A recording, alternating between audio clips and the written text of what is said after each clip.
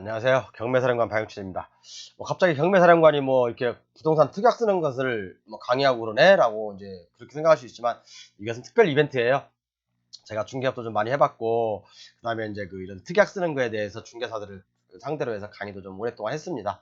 그러다 보니까 이런 특약은 정말 조심하셔야 돼요. 그리고, 어떤 강의를 보면 중개사들 특약 잘 쓰기 위해서 강의료 한 200만원씩 받고 한 3개월 코스로 가르치는 데가 있는데 저는 참 그런 거 보면 좀 답답하기도 해요. 굳이 그런 걸 들어야 되나? 아무래도 들으면 좋겠죠. 도움이 다 되니까. 그렇지만 제 강의만 들어도 충분히 여러분들 중개사가 다치지 않게 특약을 쓸 수가 있습니다. 모르시면 제 문자라든가 아니면 저기 유튜브 정보에 보면 제 연락처가 다 나와 있죠. 거기에 전화 주시면 제가 특약 쓴 거, 저는 모텔까지 중개를 해봤고 정말 많은 걸 중개를 해봤어요. 상가는 수없이 한 2, 300건 중개를 해봤고, 그렇기 때문에 중개사가 다치지 않는 특약을 어떻게 써야 되는지, 그래서 제가 이런 경험을 토대로 해서 모 대학교에서 공인중개사를 상대로 해서 강의도 2, 2년 동안, 2, 3년 동안 해봤습니다. 그렇기 때문에 제가 드리는 말씀 3개 들으시면 여러분들 돈을 많이 절약할 수 있을 거예요. 자, 저번 시간에 영업허가 승계에 관한 사항이라고 제가 말씀드렸죠. 영업허가 승계. 자, 우리가 이제 어떤 상가를 중개하는 데 있어서 1층에 음식점을 넣는다고 그래요. 음식점이 장사가 아주 잘 돼서 이 A라는 사람이 B한테 팔았어요. 팔려고 해요. 자, 그러면 이 B는 어차피 첫 번째 우리가 공익중개사가 관여해야 될 게 뭐죠?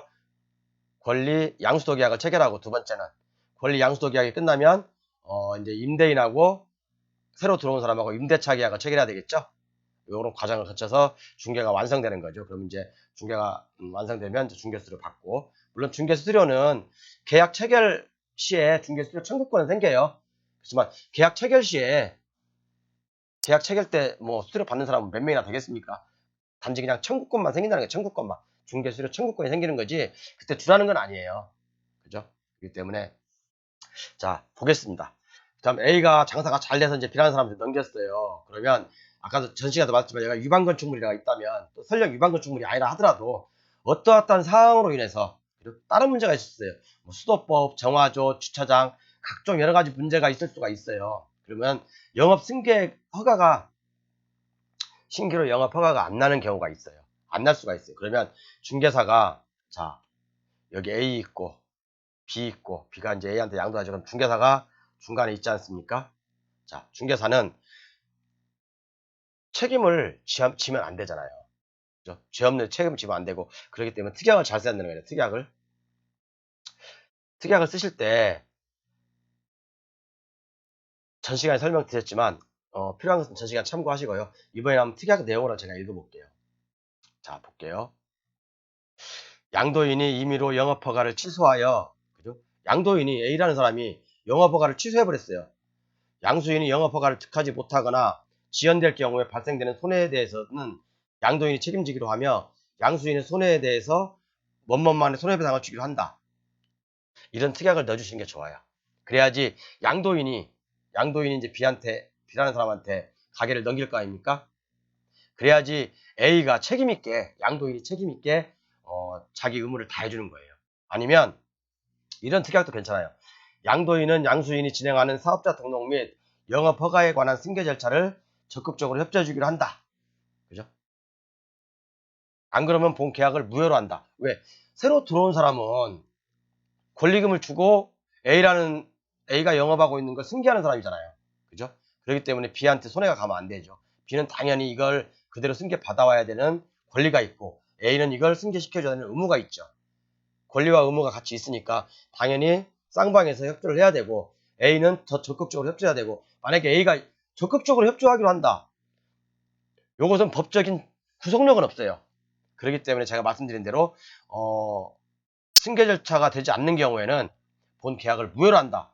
이런 강한 단서 조항을 넣어줘야지 새로 들어온 B한테 피해가 없다는 얘기죠. 그래야지 공인중개사도 안전하게 살아남을 수가 있어요. 이해 가시죠? 자, 그럼 두 번째. 어떤 특약 내용을 넣을 수 있냐면, 양도인은 양수인이 진행하는 사업자 등록이 영업거래에 관한 사항을 적극 협조한다. 이것은 사실은 아까 말씀드린 거고, 영업허가, 그래서 그 밑에예요. 영업허가는 양도인이 양수인에게 승계 절차를 진행해 주기로 하고, 그죠? 승계 절차 없이 임의로 사업자 등록 및 영업허가를 폐업한 경우 발생되는 손해에 대해서는 양수인에게 손해배상하기로 한다. 그죠? 이렇게 써줘야지, 이렇게 써줘야지만이 A라는 사람이 B한테 적극적으로 자기 의무를 다하는 거고, 만약에 B가 그래도 내가 원하는 사용 목적대로 허가가 안 난다 그랬을 경우에, 그죠? 손해보지 않고 계약을 해지할 수 있지 않습니까? 그래서 계약을 영업 승계를 완료하지 못한 경우는 본 계약은 해지하기로 한다. 단 조건이 있으니까 기한이 있어야 되겠죠. 몇 월 며칠까지 라는 조건이 있어야 되겠죠. 밑에 설명해 드릴 거예요. 그리고 한 가지 더 주의할 점은 반드시 개발 제한 구역이 있어요. 보통 이제 경기도에 많은데 개발 제한 구역 안에서 어떤 분이 여기서 가든을 내요. 가든을 하는데 이 가든이 정말 마음에 들어서 A라는 사람이 이 가든을 인수하려고 그래요. 그런데 이 그린벨트에서는 제 뭐 1강인가 2강인가 있어요. 옛날에 오래전 했던 거. 그린벨트 내에서는 신규로 영업 허가가 안 된다고 했죠.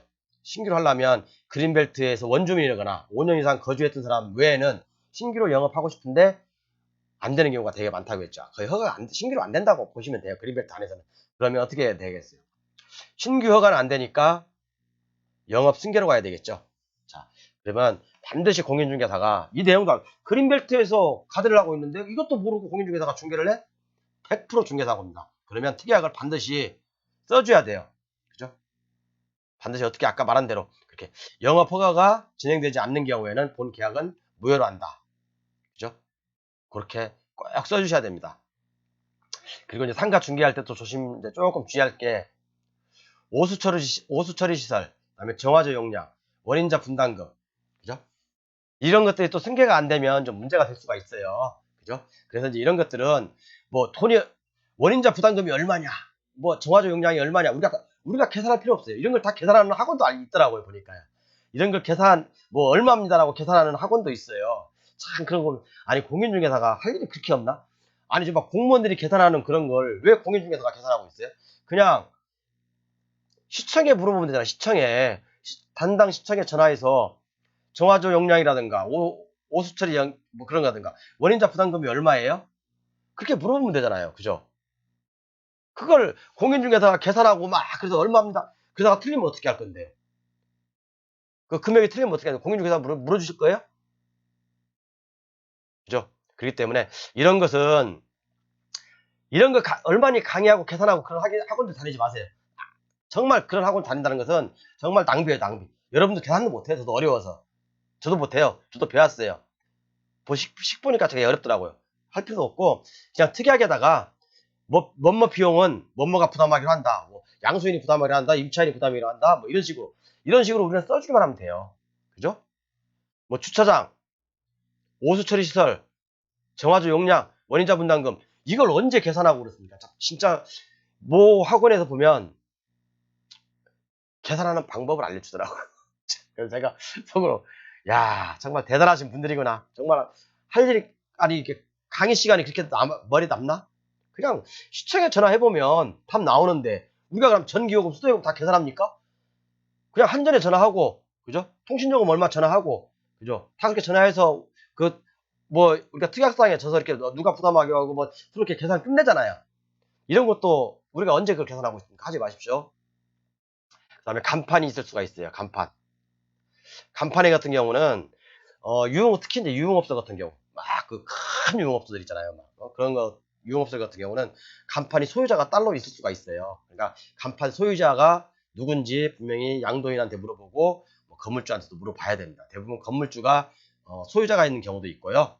그러다 보니까 꼭 물어보셔서 처리하시면 되고 특히 지구단위 계획구역 제가 강의해드렸죠. 지구단위 계획구역 안에서 중개를 할 때는 간판 크기까지 규정을 한 데가 있기 때문에 이런 지구단위 계획에서 꼭 이런 것도 중개하실 때는 확인을 해보셔야 됩니다. 간판도요. 간판도 뭐 달려있으니까 뭐 무시할 건 아니고 뭐 바람이 불 때 떨어지나 안 떨어지나 그게 보는 게 아니라 그냥 간판도 소유자가 있을 수 있다. 그리고 지구단위 계획구역 안에서 는 간판의 크기, 색깔, 디자인까지도 규정하는 데가 있으므로 그런 것도 한번 구청에다 한번 시청에다 확인해 보시면 될 것 같습니다.